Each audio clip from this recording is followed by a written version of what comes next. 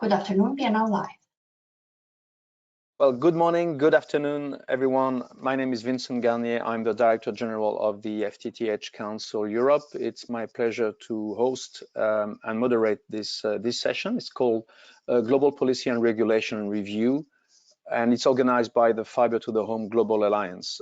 While we are waiting for more participants to join us, I will maybe pause for another 30 seconds and formally start the call. So bear with us. We're just waiting for more participants to join us, and we will kick off formally the session in a few seconds. Thank you.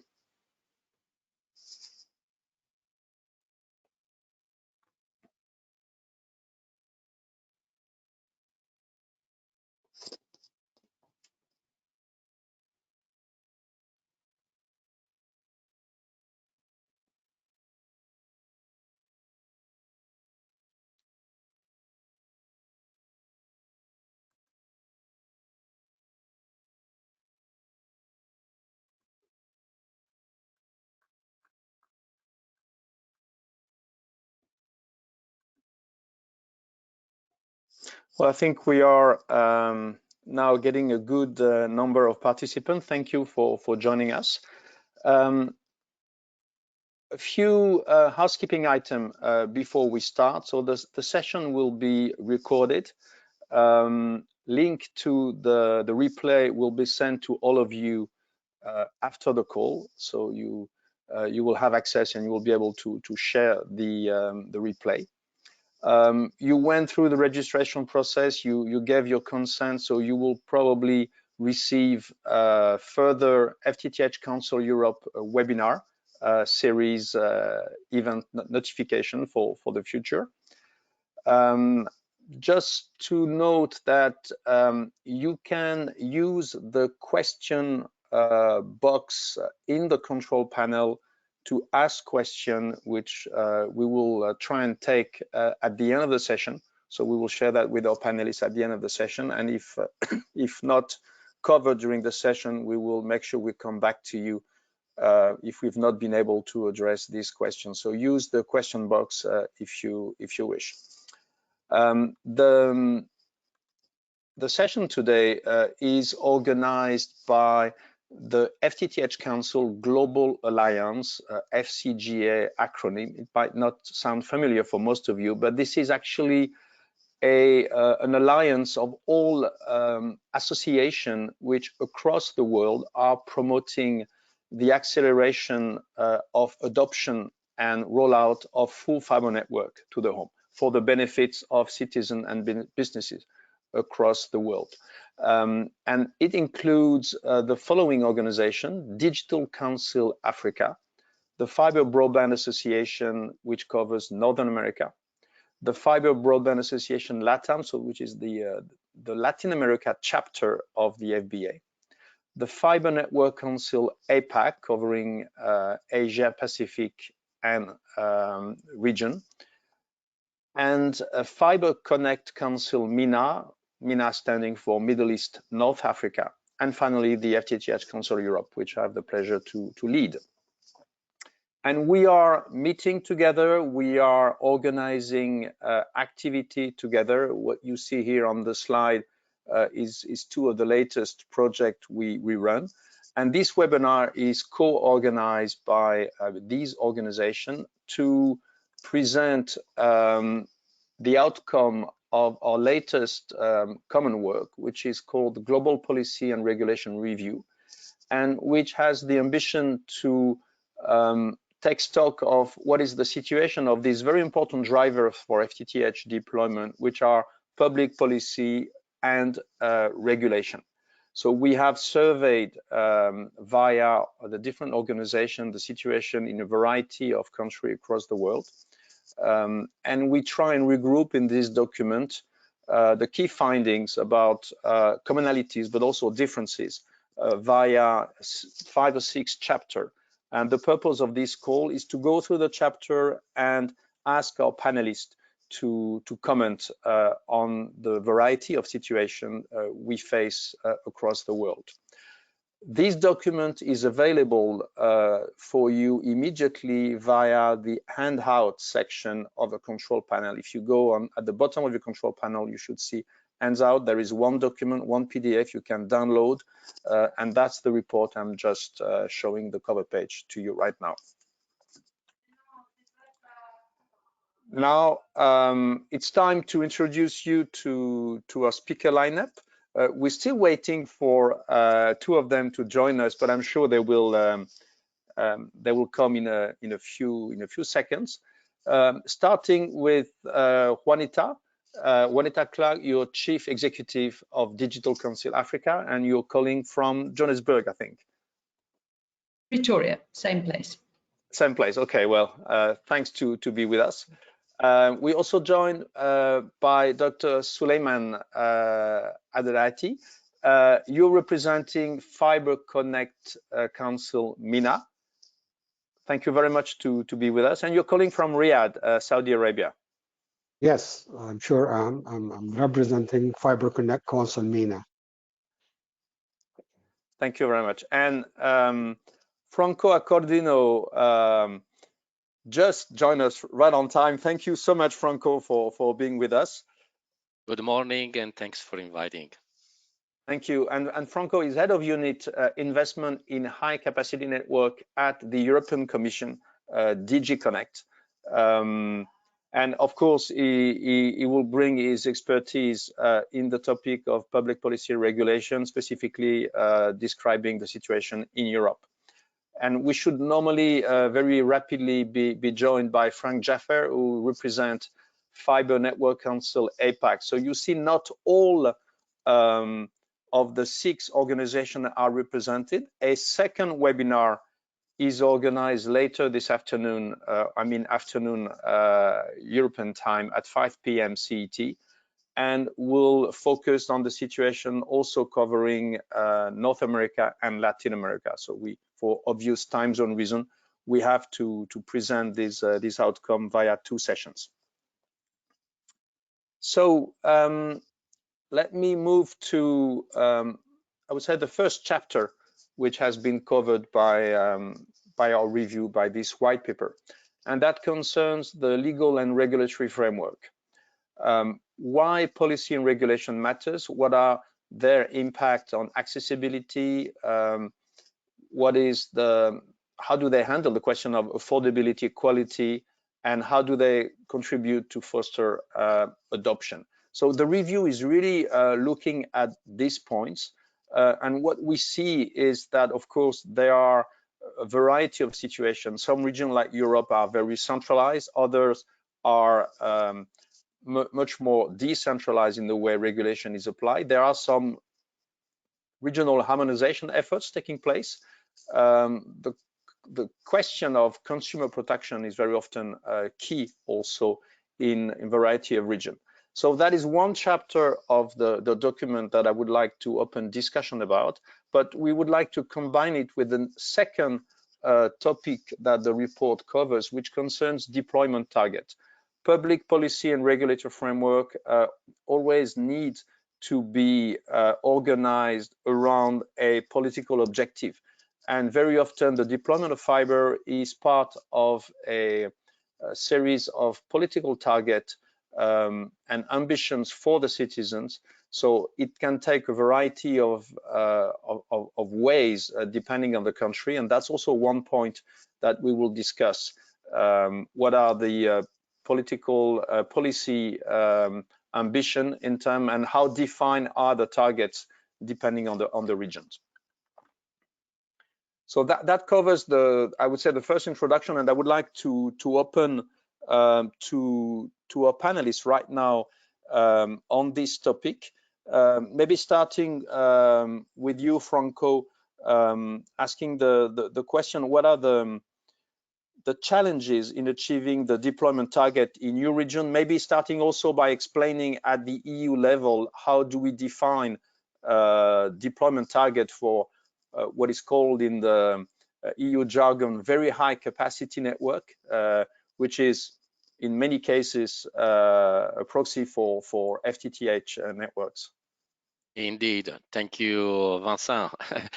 Well, first of all, I have to say that it's not the first time that we define policy target in the Union. I mean, we started already 20 years ago, and every, let's say, 5 years to 10 years, we review them and we adapt to the technological challenges. Now we are focusing on the targets set for 2030, so-called digital decade targets. Those are very ambitious simply because of the universal character of these targets. We really want every corner, every household in Europe be connected with gigabit capacity, which means in most of the cases, you're right, it means FTTH. But of course, given the challenges that we have, the variety, diversity of type of geotypes that we have in Europe, from the mountains down to to less or more populated areas, we cannot claim that this is really achieved so easily. So that is the first challenge, I would say, to reconcile this very ambitious target with the fact that we have to do our utmost to progress steadily, because 2030 is not so far away, and we really want every household to be connected. Of course, other challenge is investment. We have calculated that in order to achieve, I mean, you have also referred to into the report, even though the number 174 includes also the connectivity 5G target as well. But if we really look only at the fixed connectivity, it's certainly quite consistent gap.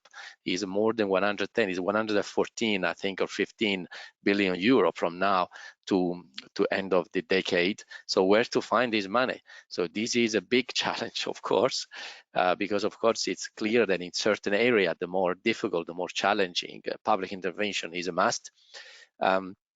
At the same time, public alone cannot do everything. So it's important to promote public-private partnerships, co-investments, and of course, I will elaborate on that in the next round, because otherwise I take too long. But so ambitious targets, this is the first really step to be done, and I think it helps a lot in shaking, in moving, creating certain dynamics.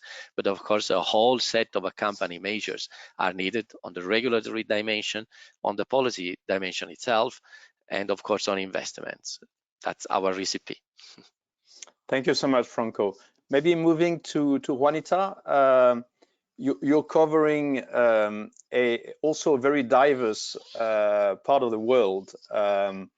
So how do you see in your region, in sub-Saharan Africa, that concept of target and accompanying and all the complementary regulatory framework being developed in the different countries?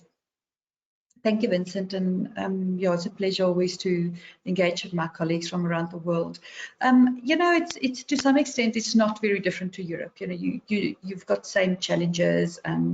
Investment, ongoing investment is a very big problem, and to pick up and continuously get investment into the sector naturally is and always has been a big problem. I think we always talk about that ripple in the pond sort of effect. Everybody always goes after the most affluent areas, and the big challenge right now is how do we service those areas where the business case doesn't make sense and doesn't stack up. And we've got some great initiatives that's happening. There are a lot of work that's coming out of from the sub-Saharan Africa continent. People are finding methodologies to deploy at lower costs. And I think there's a lot of countries in the world that can take a leaf from the South African book in terms of how to really reduce this. But there are no government in Africa that have stated specific targets. We've seen mention, similarly to in Europe, that fiber is the desirable infrastructure, but in Africa you can't take any technology really off the table completely, because there will be areas where fiber just will never make sense, especially in deep rural areas. But by example, in South Africa, there's an estimated other 14 million people that still have to be connected. Many of those households are lower income households, and finding the investment appetite to deploy into those areas, facing the challenges that comes with deploying into those areas, you know, remains an obstacle. But there are some, you know, companies that have indicated that they would like to play in that market. We've seen, you know, one or two sort of access fund initiatives that's in the process of being launched, with some mixed successes. Unfortunately, often government doesn't understand what those PPP should look like and how to incentivize private sector. Unfortunately, sometimes these mechanisms are developed in isolation without input from private sector, who then don't make use of those mechanisms. But there's progress, and you know, we believe that we're going to achieve that those targets also as a 2030. You know, trying to find have at least 80% of our communities connected. Well, thank you, Juanita. Maybe moving now to Dr. Suleiman on the same point of public target and regulatory framework and public policy to achieve this target. What can we say on this topic for the Middle East and Northern Africa region? Thank you so much for inviting me to this webinar.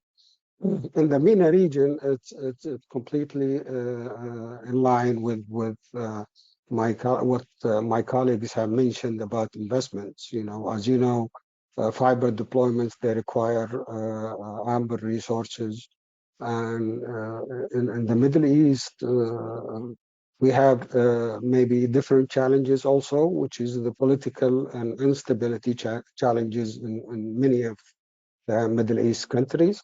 If you look at the segmentation of the Middle East, for instance, the Gulf region is very, they have very advantage that most governments are wealthy and they are willing to invest in their broadband initiatives.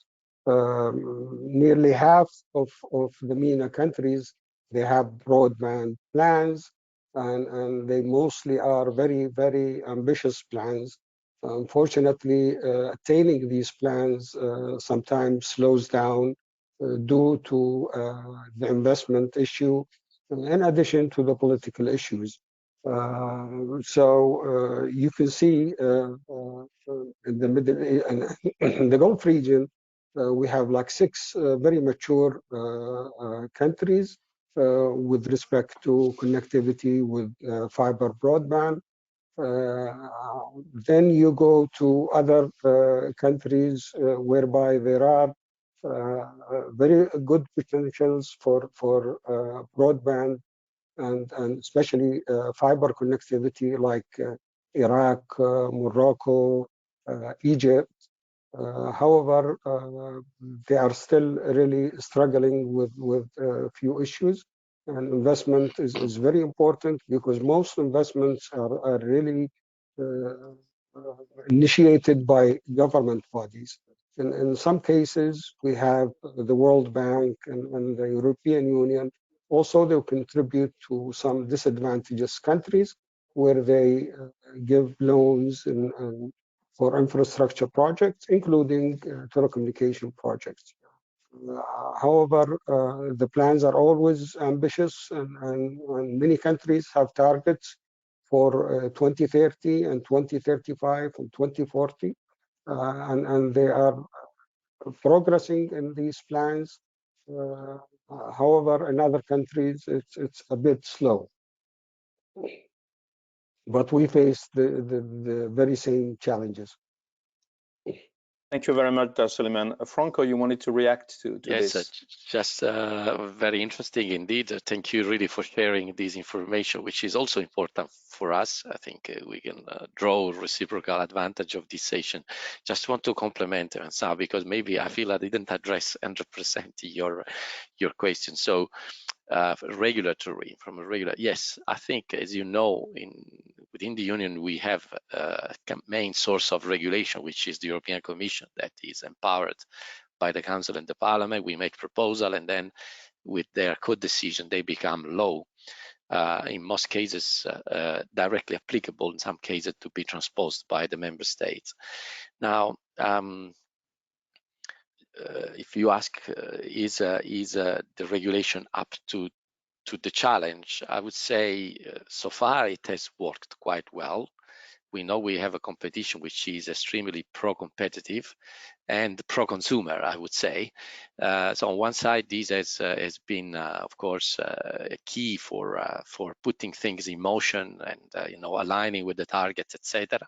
We have the European Communication Code. But on the other side, of course, you might say, okay, an excessively pro-competitive market, which is also excessively fragmented, doesn't allow to pool resources and then continue the investment path to achieve the target. So this is a general issue. A second point that is really peculiar to the Union, I would say, compared also to the other regions, perhaps not all of them, is the fact that we have a lot of legacy. And now this legacy, of course, has been maintained and exploited until the very last moment, and will continue to be exploited.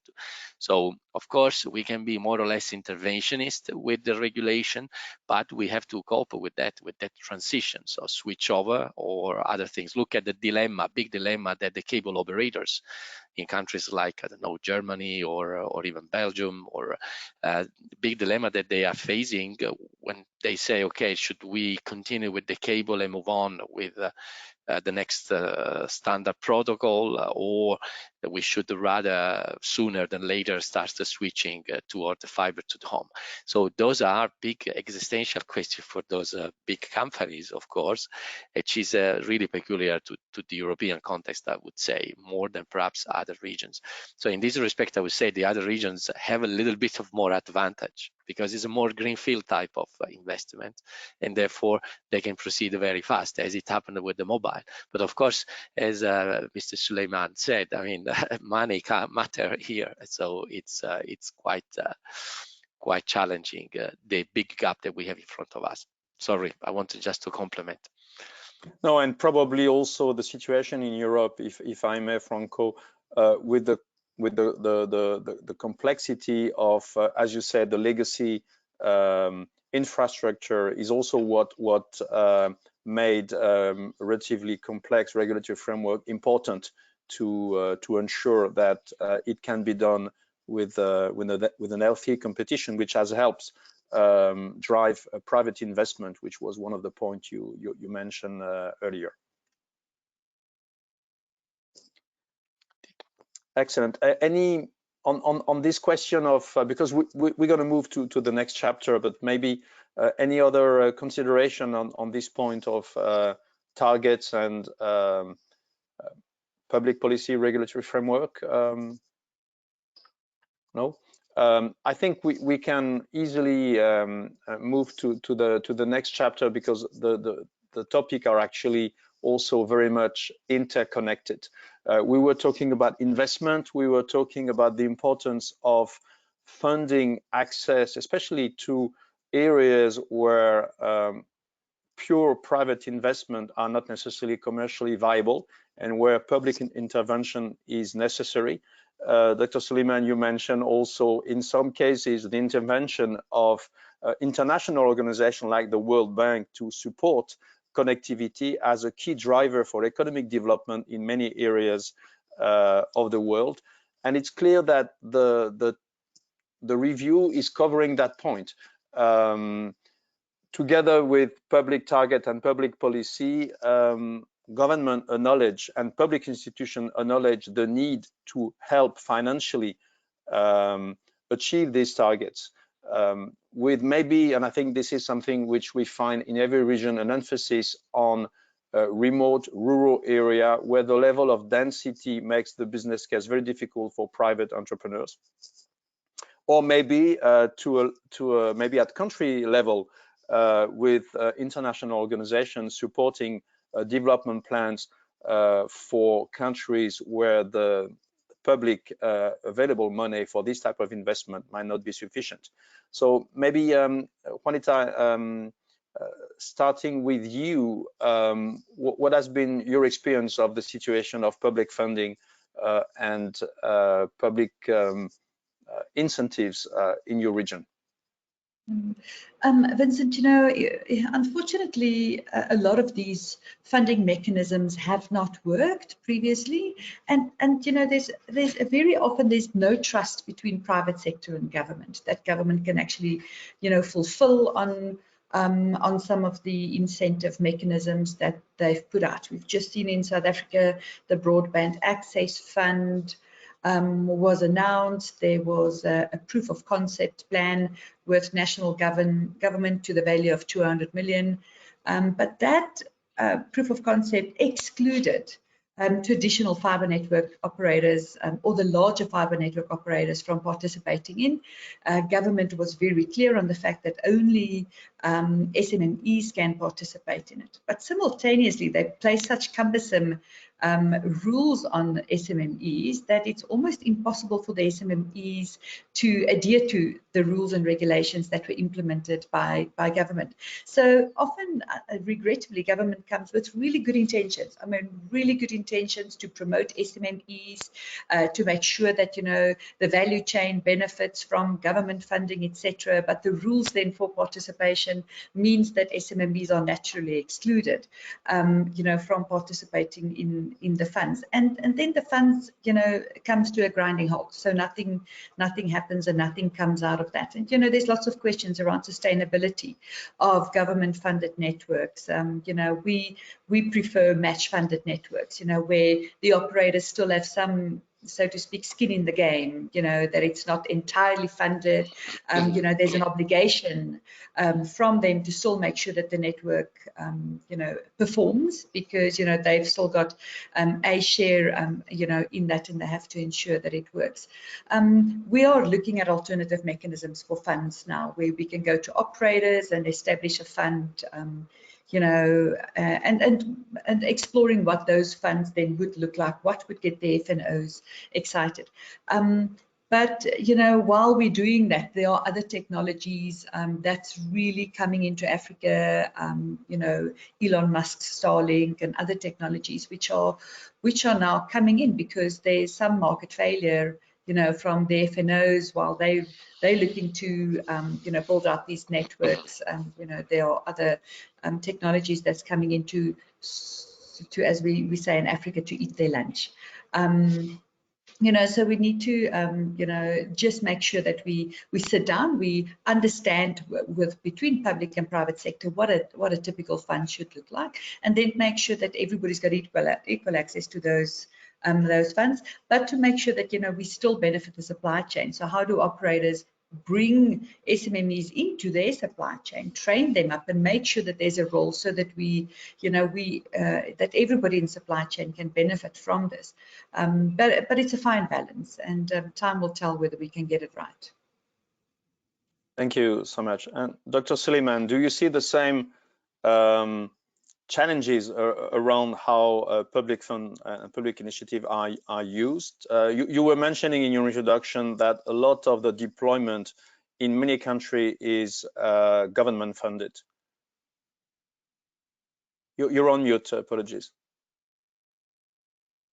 Yes, government plays the main role actually for funding and incentives, and when they do, unfortunately, they focus on the incumbent operators, simply because most governments in the Middle East, they majority own the operators, the incumbent operators. However, now it's changing in some of in a few countries. Like Saudi Arabia, for instance, the government has given a big project back in 2017. It was targeting to connect 2 million households within 3 years, and they allocated around $4.5 billion of funding to 3 operators. One of them is the incumbent operator. In addition, some other governments, they are really establishing their own broadband company, like Oman Broadband in Oman, and also like Ru'iyat in Saudi Arabia, which is owned by the utility company. Those 2 companies are basically wholesalers, whereby they deploy fiber, and then they wholesale as per a bit stream type of agreements with other operators. In addition, we have so many alternative operators who actually sometimes fund projects, fund their own networks. And now with the open access initiatives in several countries, and also these alternative operators are mostly GSM operators, whereby they provide 5G, and now they are finding it necessary to also invest in fiber, or actually to make agreements with the wholesalers to utilize their fiber network. And I think this is a very positive sign for several of these alternative operators, whereby they will extend their networks. In addition, they will make use of the existing wholesale networks to provide connectivity to homes. Therefore, I think 5G is helping in that matter. And we see all over the Middle East, the GSM is a predominant technology, especially the 4G and the 5G now, whereby many homes are really utilizing the broadband connectivity through GSM. However, GSM cannot work without fiber, which is a very good sign that most of the backhauling and also the backbone of most countries is utilizing the fiber backhaul.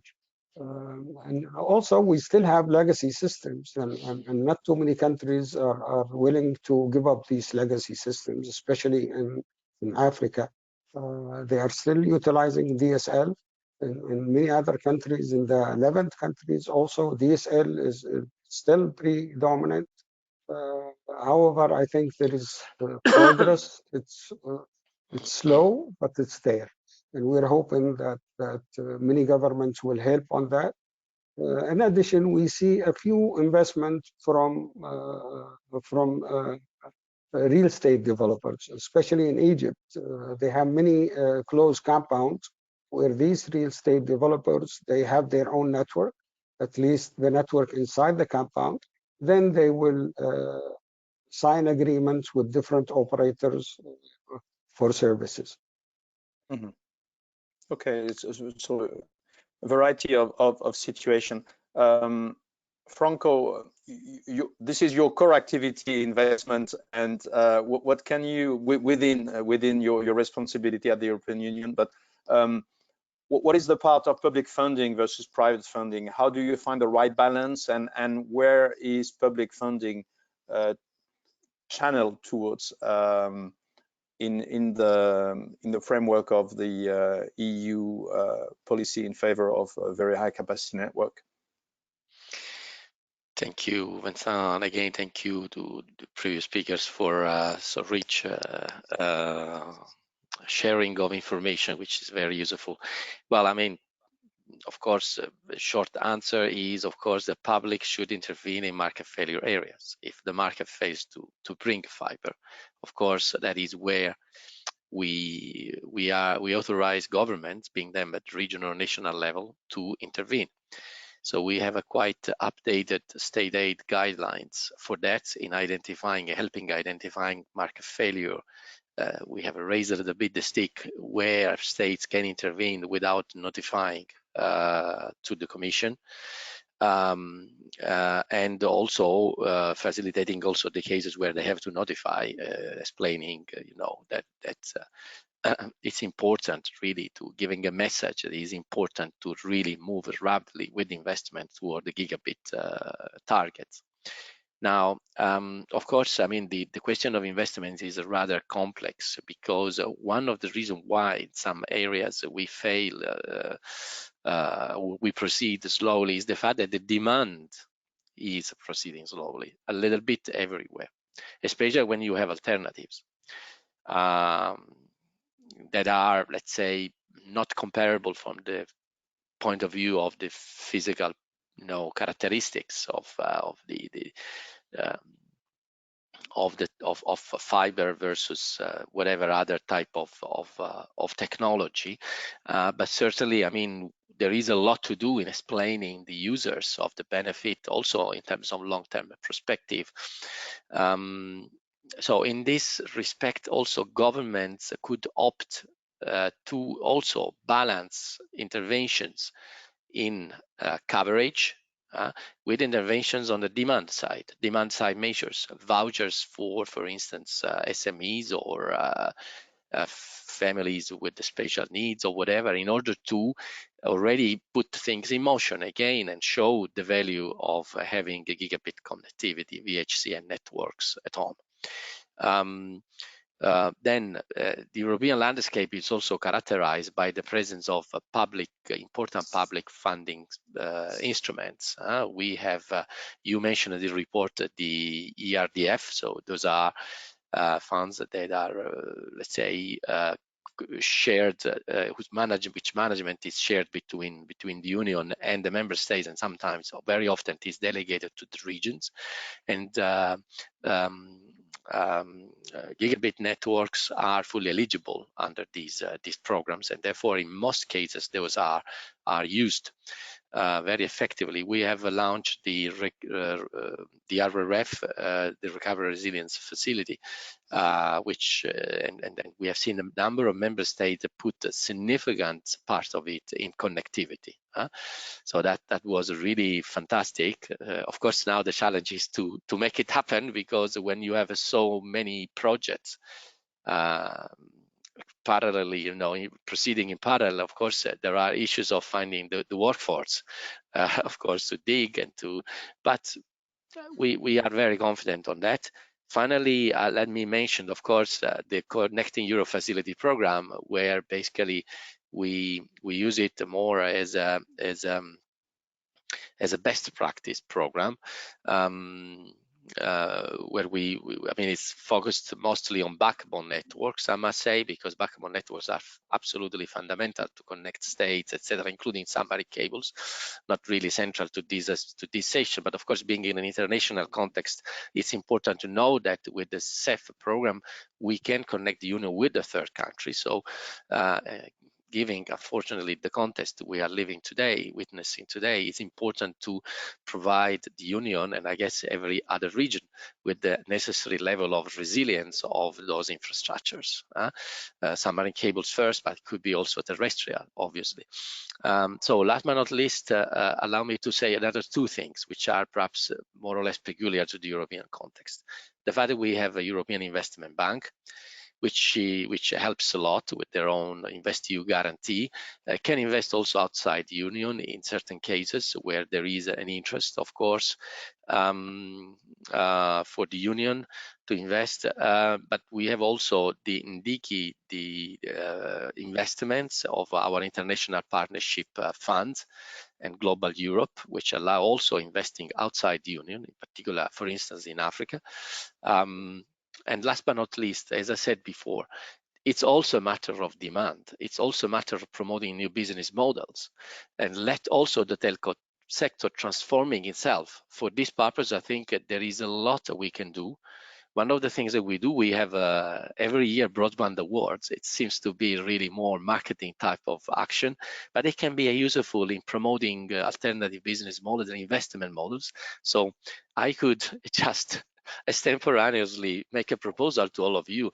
Let's have a broadband award in every region, because this can help, I think, also making even more promotional activity and explaining the importance of bringing proper connectivity to everyone. Thank you very much, Franco. And it's true that in some cases you see a lot of public money being supporting deployment in rural area.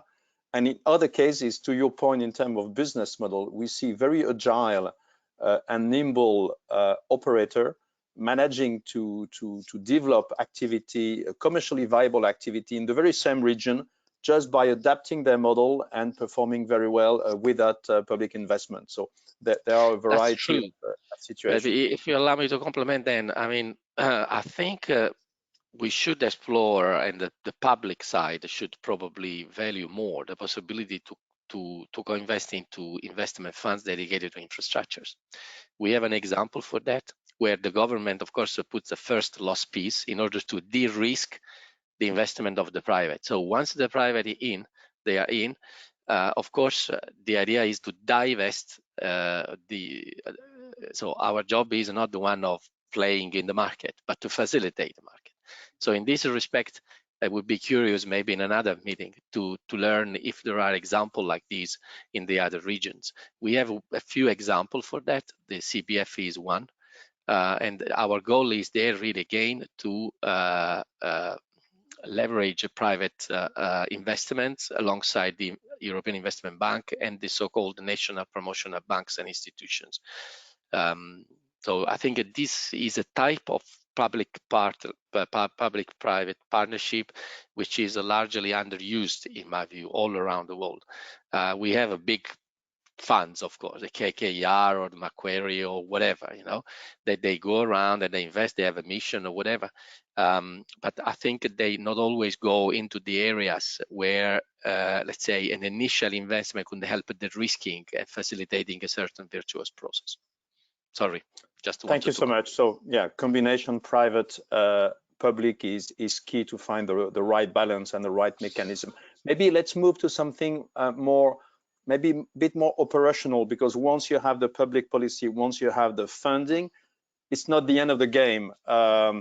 We touched in the report on this concept of competition policy and infrastructure sharing. Infrastructure sharing is really all about how do we help the different stakeholders not necessarily overbuilding each other, not necessarily, you know, over-investing when it's possible to achieve the same goal for the benefits of citizens by having a bit more a smarter approach, sharing infrastructure. But that needs to be organized, and this is what competition policy is also all about. Maybe Juanita, a few words on this topic. Thanks, Vincent. Just to add to what you're saying, you know, and to just sort of close the loop on a potential PPP. You know, public funds can set down very specific rules around, you know, accessing that funding. For instance, funding may not be applied in an area where there's an overbuild. You know, so government can lay down some really strict rules when it comes to which operators can fund that. You know, there's a lot of models across sub-Saharan Africa. You know, South Africa, I think, is almost known as the land of open access, where networks are built, you know, passive network infrastructure are built, and then ISPs go and on-sell those services. So from an infrastructure sharing point at that layer, it's been hugely successful, and now you know, there's more and more open access networks that are being built globally, including in the US, you know, where as far as 5 years back they didn't have a single open access network. So there's some popularity that's coming around neutral host networks or open access networks, or you know, what you'd like to call it. But then of course there's also infrastructure sharing where, you know, you facilitate at a facilities level, where there's potential duct sharing, you know, or sharing with government who are deploying infrastructure at certain layers. Access to street furniture, we know that that's a you know, that's an ongoing problem, oh, so I think we know that will reduce cost. Everybody agrees on it. The biggest problem that we're facing very often in Africa is that, unfortunately, too often governments look at the telco sector and they think that there's a lot of margin, and you know, they often say, oh, this is the sector that makes so much money, we know, you know, you guys make a lot of money, and they think that they can derive revenues out of the sector. So either placing very expensive right-of-way application fees, or in some countries there's even per meter charges that are implemented on fiber networks being deployed. And you know, your own sanity must tell you a per meter charge is only going to have an impact on the most rural stay the furthest from where operators are building. So there's a compound effect on rural communities, you know, who are looking to this. So we're making some progress. We've seen some fees cut or massively reduced in the last couple of years, and you know, which is really heartwarming. But we're still not have that level where government is saying, hey, make use of our infrastructure, use the street lights, you know, to deploy in especially vulnerable areas where we're struggling, you know, to get investment and to get broadband deployment, you know, out there. The other thing around competition policy is that, you know, we appreciate competition is critically important, and of course we want to see competition, but this is not a game for the faint at heart. You know, it's expensive to deploy infrastructure. It's specifically expensive to deploy fiber. We're expecting that, you know, the markets, and as we see them globally, have 4 or 5 players, lots of small companies coming out, building small networks and then off-selling them. One particular model that has been happening very successfully in sub-Saharan Africa is a build, operate and transfer model. So we're seeing small companies raise a bit of funding, they go, they acquire right-of-way approvals, they construct the networks, and then they sell them to operators. They get their money and they repeat the cycle, and they continue to build, which has been a very interesting model, you know, because these are typically companies that understand the standards for deployment, etc., and you know, they raise capital to build smaller networks, and that's extensively helped operators scale their networks because they don't have to go through you know, the operational cumbersome project of building out. And for many of them, you know, it becomes a capex, you know, so it comes out of the acquisition budget because they're requiring, so they can continue to build out, you know, from an OPEX point of view. But it's only because of market failure and because the operators are just not building fast enough, and you know, there are opportunities for that. But you know, a very interesting competition time. We've seen the Vodacom CIVH transaction last year was declined by the Competition Commission. It's now under review again. And although, you know, one wants to have a very robust competitive landscape, you sometimes also, you know, are concerned that some of this, you know, you're going to have to, you know, everybody's building to sell, everybody's like, you know, have to continuously invest in network expansion. And without ongoing acquisitions and, you know, some of the deals taking place, we're just going to run out of capital to continue investing. So it's just striking that balance right and making sure that we know where the one should start and the other one should end, not overreaching, allowing market dynamics to continue, and to find how to develop very competitive markets without stifling innovation and stifling growth. Well, thank you, Juanita. And somehow you also touch upon what we were planning to address in the next topic, which is more usage of public asset, because this is all interconnected in this topic. Dr. Suleiman, so on infrastructure sharing, I remember you mentioned some open access model being also organized. Do you see the same trend towards cooperation and management of this cooperation and this competition between market players?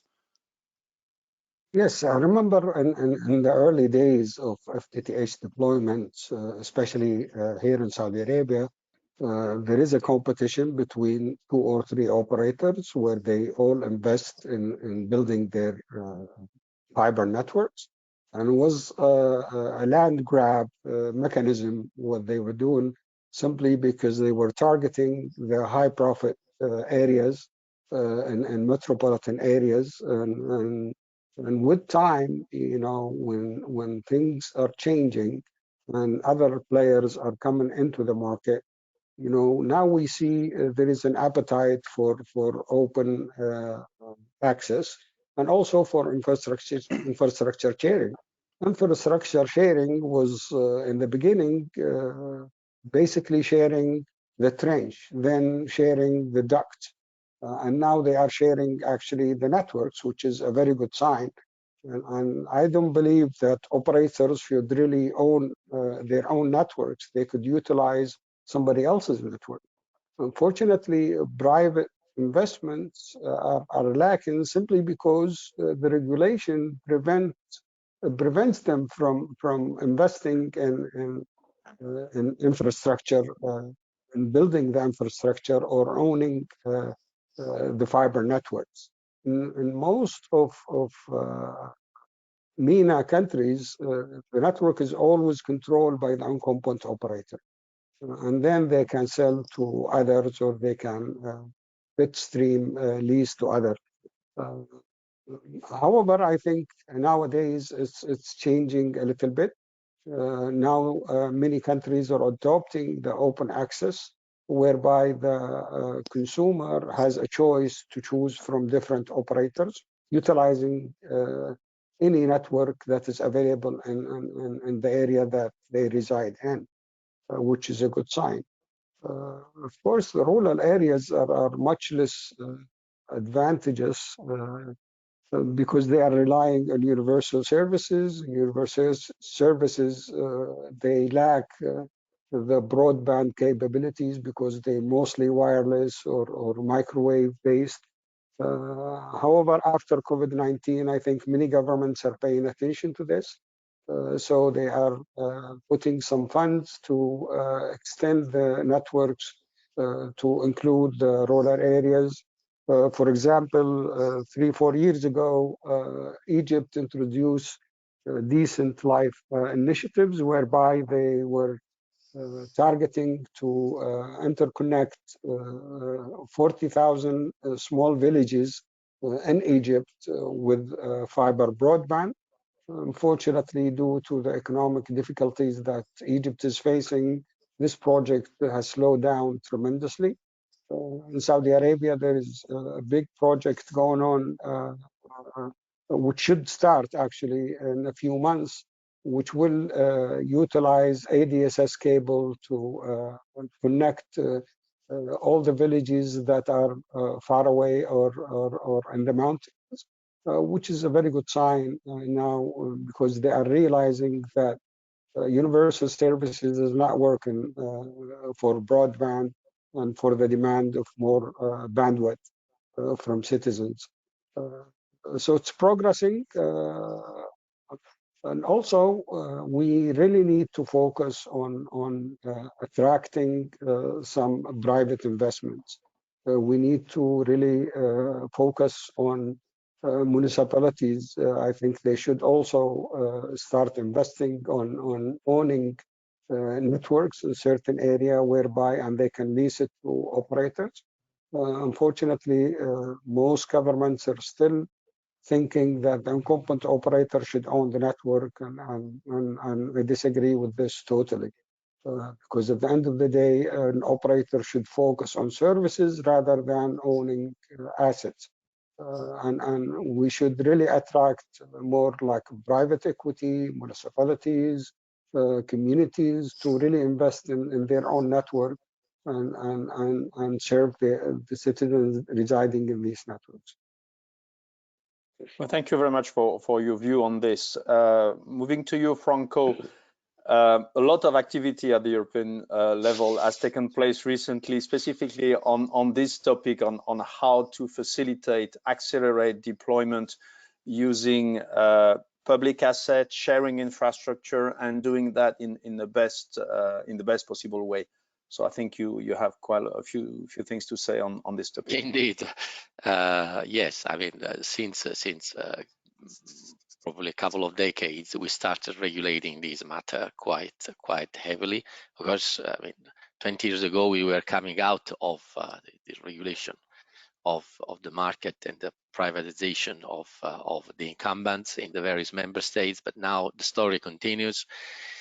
What is in the pipeline at European level? We have essentially two main piece of policies, regulations. The first one is a recommendation to the member states, actually to the NRAs, national regulatory authorities, because as you probably know, in union, we have 27 regulators, and we have a board of those regulators that is helping, coordinating between them, and also interfacing with the Commission. So it's a quite articulated governance structure, I would say, but it works relatively well so far. So we, as I said, we are working on the new gigabit recommendation, which will replace now becoming quite obsolete next generation access recommendation of the say 2010 or so, and the non-discriminatory and cost methodology recommendation. Again, we can only recommend the member states and the NRAs in this field. So, but in essence, the main objective, what it is about